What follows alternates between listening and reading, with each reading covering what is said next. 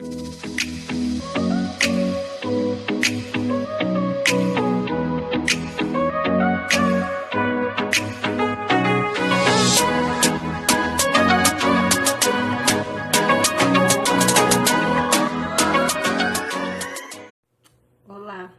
bom dia. Quero desejar um dia abençoado a todos os alunos do 9º ano. Sejam todos bem-vindos à nossa aula de história desta manhã, tá? Gostaria de dizer a vocês que aproveitassem o nosso canal, tá? Assistam os vídeos e deixem lá o seu like, ok? Vamos agora para o nosso segundo tema de história, que é falando sobre a Primeira República, dominação e resistência.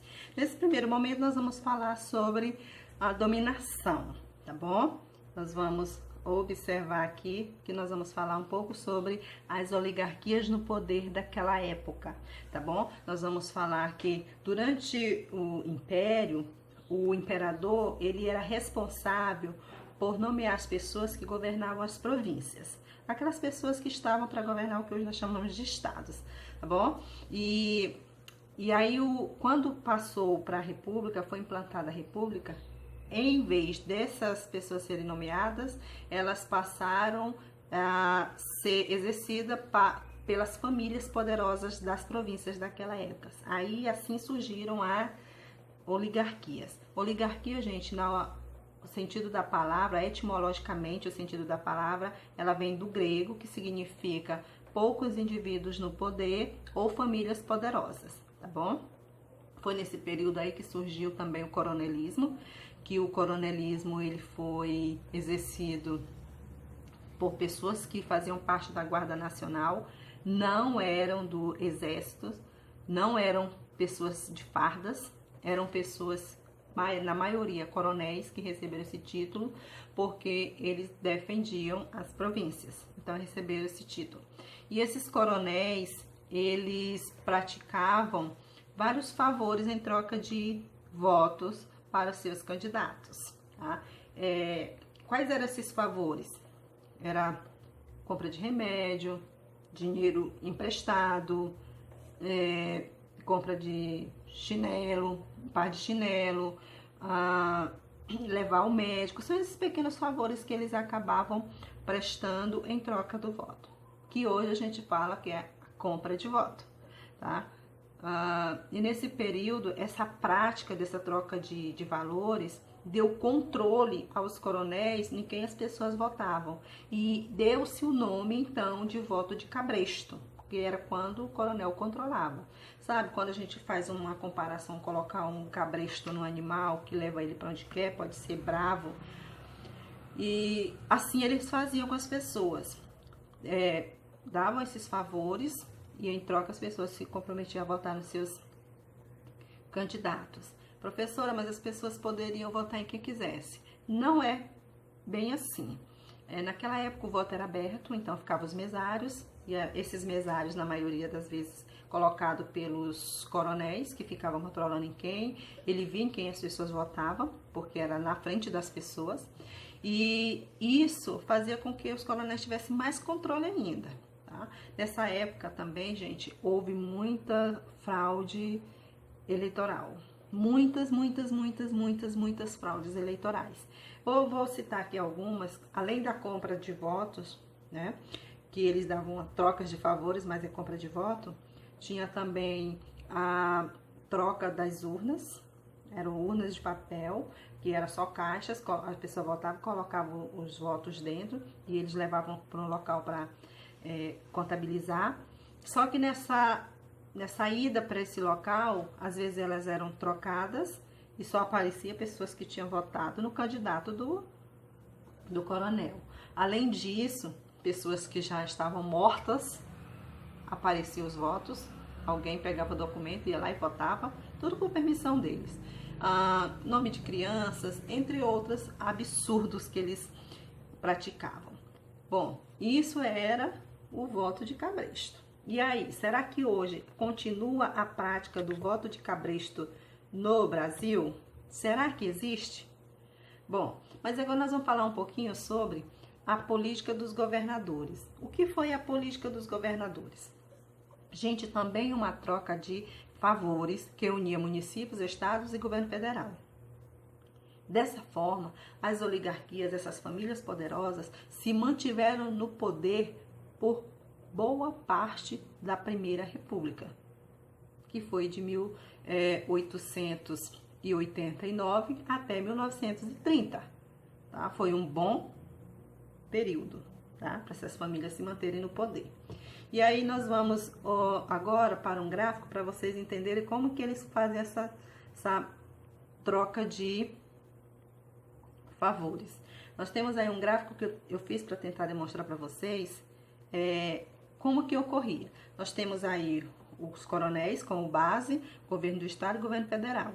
Os coronéis garantiam os votos para o governo do estado, este por sua vez garantia os votos junto com os coronéis para o governo federal. E em contrapartida, o governo federal concedia apoio político e financeiro para os estados enviava verbas e benefícios para os coronéis, e os coronéis, por sua vez, mantinham os eleitores na rédea curta para sempre manter os votos dos seus candidatos. Esses benefícios que os coronéis recebiam, gente, eram como construções de estrada, de igrejas, de praças, escolas, planilhar mais as estradas, tudo isso eram trocas de favores, tá? Os coronéis recebiam dos governos do estado e assim eles mantinham os votos nos candidatos do governo do estado e o governo do estado nos federais. Gente, o coronelismo, ele ficou correspondente aos municípios, tá bom? Tiveram os governos de estados e depois o governo federal, tá bom? Aqui no outro nós vamos ver sobre o que ficou conhecida popularmente como a política do café com leite. Aí nós temos café com leite ou café com política. E essa prática foi exercida pelos estados de Minas Gerais e São Paulo quando eles fizeram uma alternância de poder. Em um ano, o presidente escolhido era do estado de Minas Gerais, na eleição seguinte do estado de São Paulo. E assim eles mantiveram por boa parte da Primeira República, tá bom? São Paulo era a maior produtora de café, Minas Gerais maior produtor de leite, por isso política do café com leite, tá? Mas nós temos uma professora que ela escreveu um livro chamado de O Teatro das Oligarquias, e o nome dela é a professora Cláudia Viscardi, que ela diz que, na verdade, eles não eram unidos, eles se temiam. Isso quer dizer que tanto São Paulo quanto Minas Gerais, eles tinham medo, se eles se separassem, de medir forças políticas, porque os dois estados eram ricos, os dois estados tinham influência política, e aí como que eles não tinham noção de mensurar o poder que eles tinham individualmente. Então, eles acabavam fazendo alianças, acordos políticos. Era mais conveniente, tá bom? Bom, quero falar um pouquinho para vocês sobre a modernização e urbanização no Brasil, que foi impulsionado por duas empresas, principalmente em São Paulo, que foi a empresa da Antártica e a Light. A Antártica, justamente aquela da cerveja, viu? Que ela, além de vender bebidas, ela era uma grande empresa marqueteira, de marketing. Então, ajudaram a construir bosques, parques em São Paulo. Eles promoviam esses parques para as pessoas irem passar o dia, ter um dia de lazer. Por exemplo, promovia festivais de músicas, teatro, artes circenses. E aí a Light, ela ajudava na questão dos transportes, que ela era responsável pelos transportes da época. E hoje a Light, gente, ela continua em São Paulo, mas como uma distribuidora de energia elétrica. Daquela época, quando começou a energia elétrica em São Paulo, também ela foi responsável, e daí hoje ela é responsável apenas pela distribuição de energia elétrica, ok? E essa modernização e urbanização também contribuiu para a imigração vinda para o Brasil. Como muitos europeus acabaram vindo para o Brasil, como espanhóis, italianos, tá? Vieram os asiáticos também, como sírios, libaneses, vieram para cá, japoneses. E aí eles deram uma grande contribuição no início dessa industrialização no Brasil, tá? Muitos desses imigrantes ficaram na região sul e sudeste, tá? Nós temos em São Paulo, por exemplo, o bairro da Liberdade, que é onde se encontra a maior concentração de estrangeiros no Brasil. Lá, se você for no bairro da Liberdade, você vai encontrar pessoas do mundo inteiro, de todas as línguas, de todas as nacionalidades você encontra, tá bom?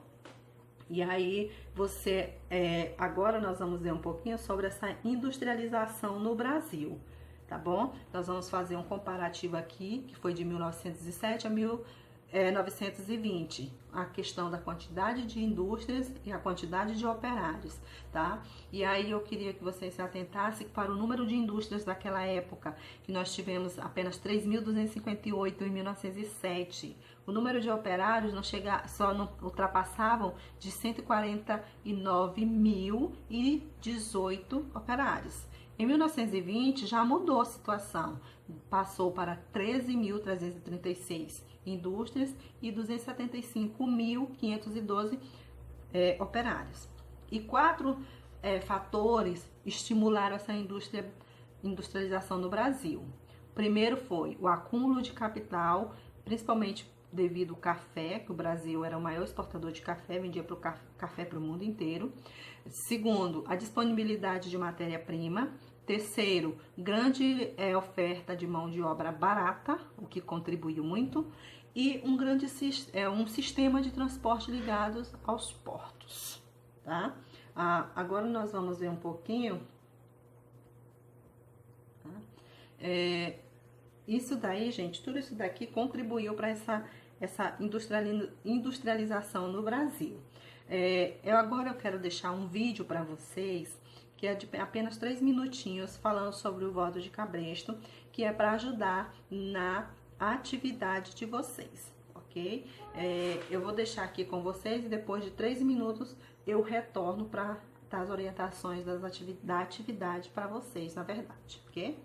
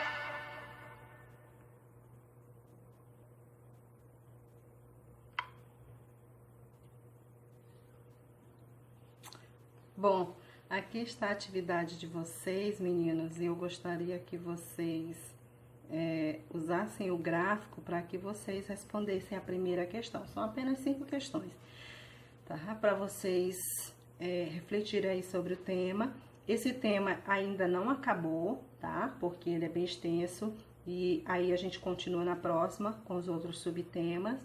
E vocês têm 2 dias para me entregar essa atividade, ok? Eu gostaria de desejar um bom dia, uma boa tarde, uma boa noite a todos vocês. E até a próxima quarta-feira. Tchau!